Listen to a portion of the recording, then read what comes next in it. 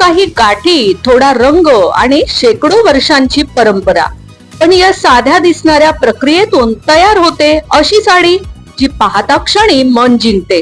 तुम्ही कधी विचार केला आहे का, साडीवर दिसणारे ते सुंदर ठिपके, लाटा आणि आकर्षक डिझाईन्स तयार कसे होतात?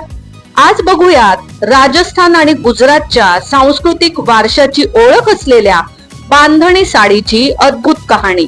नमस्कार, मनभर पैठणीमध्ये तुमचं खूप खूप स्वागत आहे. बांधणी हा शब्द बांधणे या शब्दापासून आला आहे. या कलेमध्ये कापडाचे छोटे छोटे भाग धाग्याने घट्ट बांधले जातात आणि नंतर त्यावर रंग दिला जातो. ज्या ठिकाणी धागा बांधलेला असतो तिथे रंग पोचत नाही आणि त्यामुळे तयार होतात सुंदर ठिपके, फुलं, लहरी आणि आकर्षक डिझाईन्स.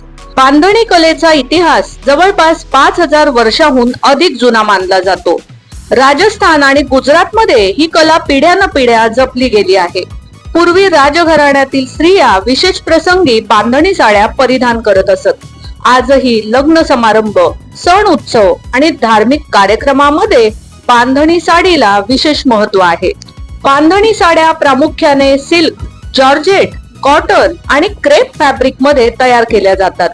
लाल, पिवळा, हिरवा, निळा अशा आकर्षक रंगांमुळे या साड्या दुरूनच लक्ष वेधून घेतात. प्रत्येक बांधणी साडी ही हाताने तयार केली जाते. कधी कधी हजारो गाठी बांधण्यासाठी अनेक दिवस लागतात. म्हणूनच प्रत्येक साडी एक वेगळी कलाकृती मानली जाते. फॅशनचे ट्रेंड कितीही बदलले तरी बांधणी साडीचे सौंदर्य आणि तिची परंपरा आजही तितकीच लोकप्रिय आहे. ही फक्त एक साडी नाही, तर भारतीय हस्तकलेचा, संयमाचा आणि रंगांच्या उत्सवाचा सुंदर वारसा आहे. तुम्हाला बांधणी साडी आवडते का? ते कॉमेंट्स करून नक्की सांगा.